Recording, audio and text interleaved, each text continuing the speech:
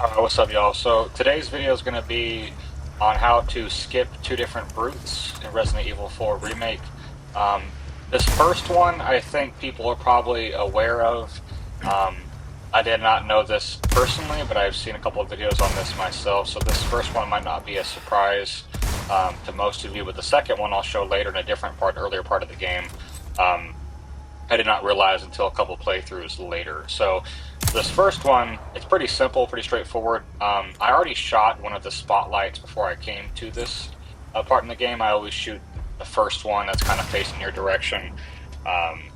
When you first get to this area, you can see it from a different point, but it's not included in this clip. There is another one, though, that you can shoot. You just have to wait for it to turn towards you to where you can see the whites of the light. If you have the laser attachment, it's not too hard to hit with the handgun. Otherwise, you can use a rifle shot if you want. I just try to save my rifle ammo as much as possible.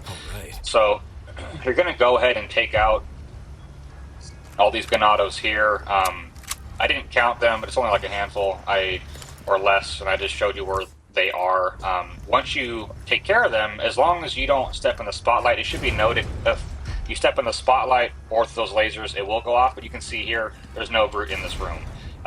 Normally he would come through that door, and if you set off the alarm either through walking in the spotlight, getting sighted by a ganado, or walking through the lasers, any one of those three things will trigger the alarm.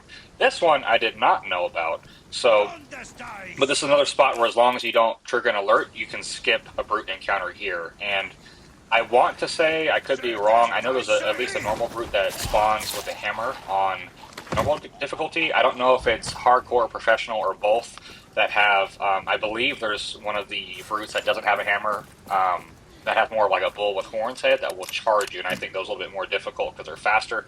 Anyways, you can run ahead, go ahead and stealth take down that first ganado with the knife. You can go ahead and snipe these two.